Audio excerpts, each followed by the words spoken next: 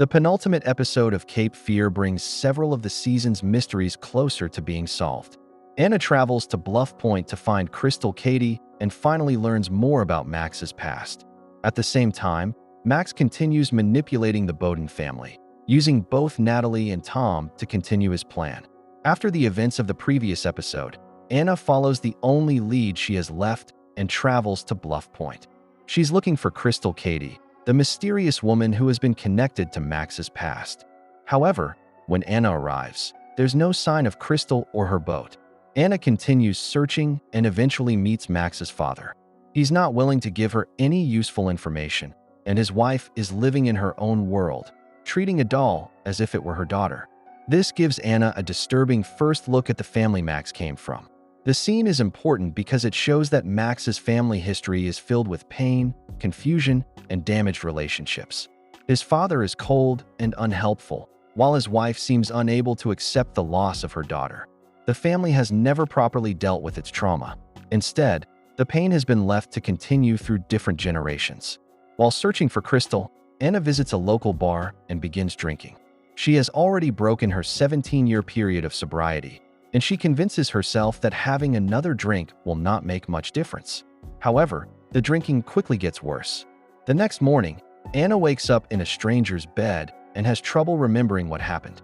She later realizes that Crystal found her while she was drunk and brought her to the boat. This part of the episode shows how vulnerable Anna has become. Max's actions have pushed her further away from the person she believed she was. For 17 years, she had managed to stay sober, but the pressure surrounding Max eventually causes her to return to alcohol. Her drinking shows that she can't simply continue pretending that everything is fine. The secrets she has carried, the fear surrounding Max, and the uncertainty about what happened 17 years earlier have all started to affect her. While Anna is searching for Crystal, Max continues manipulating the Bowden family. He visits Tom and leaves him a rope made from a bedsheet and a burner phone. He tells Tom that if he kills himself, his children will be spared. This is another example of how Max uses psychological pressure rather than direct violence. He doesn't need to physically attack Tom. Instead, he gives him a terrible choice and allows Tom's own fear to do the work for him. Max is trying to convince Tom that his death is the only way to protect his children. Whether Max actually intends to keep his promise is almost irrelevant. The important thing is that Tom believes he might be telling the truth. Max also gives Nevaeh a direct order. He tells her to kill Natalie because he wants Anna to experience the pain of losing a child. However, Nevaeh doesn't completely follow his plan. Natalie attacks her, but their confrontation eventually leads to them sleeping together. During their conversation afterward, Nevaeh reveals that Max originally told her to seduce Zach and manipulate him into biting off his own toe, but he never told her to sleep with Natalie. This reveals that Nevaeh genuinely has feelings for Natalie. Despite everything Max has done to influence her, she's not completely controlled by him. However, she still refuses to betray him. She tells Natalie that she will not kill her, but she'll also not give up Max. This shows how difficult it is for Nevaeh to escape Max's influence. She understands that he has used her, but she still feels connected to him. Their relationship is built on manipulation, but it's also based on the fact that Max is one of the few people who has made her feel important.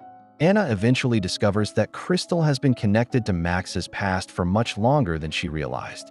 Crystal explains that another woman, Amy Brancato, had once escaped from Max's influence and tried to build a new life. However, Max contacted her, and her past eventually caught up with her. Amy later confessed to killing Melissa and then took her own life.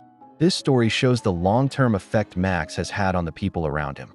Even when someone manages to escape him, he can still find a way to bring the past back into their lives.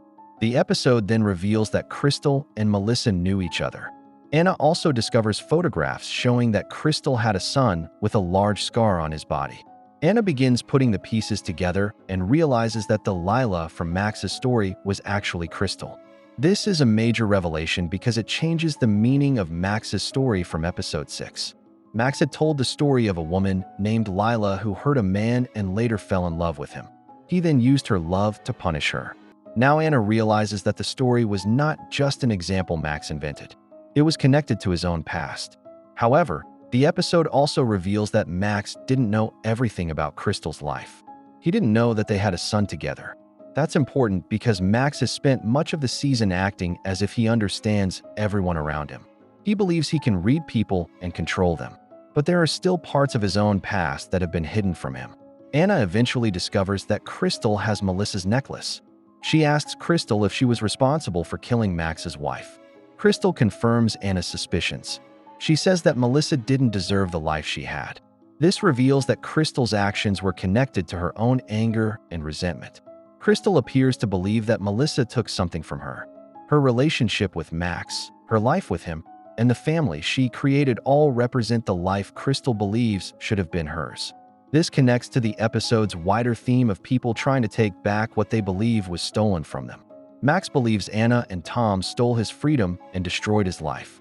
Crystal believes Melissa took the family she should have had. Anna believes Max destroyed her family and career. Tom believes he's being punished for crimes he didn't commit. Almost every major character believes they have been wronged. The problem is that each person uses that pain to justify new actions that hurt other people. Anna discovers that Crystal's son is actually Max's son. The boy, Luke, has no idea that Max is his father. This is one of the episode's biggest revelations. Max has spent the entire season obsessed with rebuilding his family. He has talked about his dead wife and unborn child, and he has repeatedly expressed his desire to have a family again. Yet, without knowing it, he already has a living son. This creates a strong contrast between what Max wants and what he actually has. The episode suggests that Max's obsession with the past has prevented him from seeing the present. He's so focused on recreating the family he lost that he doesn't even know about the family that still exists. When Anna reveals to Luke that Max is his father, the secret creates chaos. Luke knew that Crystal was his mother, but he didn't know that Max was his father. The revelation immediately changes the relationship between the three Cadys. Luke becomes angry, Crystal tries to calm him down, and Max's father threatens him. The family that Max has spent so much time trying to recreate is suddenly placed directly in front of him, but it is completely broken. As Max's car approaches, Anna realizes that she's trapped on the boat with Crystal's family. She searches for the USB containing recordings of Max's conversations with Amy. After finding it, Anna creates a distraction and attempts to escape. She's stopped, but when Luke attacks his grandfather, Anna gets another opportunity. She sees Max approaching and jumps into the water. This moment is important because Anna has spent much of the season trying to solve everything through information. She wants evidence, she wants answers, and she wants to understand the past. However, the danger isn't over. Max sees his family fighting on the boat, but he doesn't know that Anna has escaped. While Anna is dealing with Crystal, Natalie continues trying to survive in prison. She eventually gains Nevaeh's trust and takes her phone, which Nevaeh had hidden inside a Bible.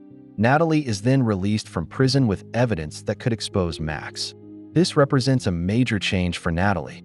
Earlier in the season, she was constantly searching for answers, but often ended up being manipulated by the people around her. Now she has something real, evidence. The phone could help prove Max's connection to Nivea and reveal more about his plans. For the first time, Natalie may be able to fight back against Max without relying only on her own suspicions. While all of this is happening, Tom remains unaware of what Anna and Natalie have discovered. He believes Max may be planning to kill Zach. With only 1% battery remaining on his phone, Tom leaves Max a message begging him to let his son go. Tom then looks at the rope Max left for him. This brings the episode back to the question Max has forced upon him. Will Tom kill himself if he believes it will save his children? Max has made Tom believe that every choice will lead to something terrible. If he does nothing, Zach may die. If he kills himself, he may save his children, but if he fights back, he could make things even worse. Episode 9 brings several of the season's mysteries together while pushing the characters toward the final confrontation.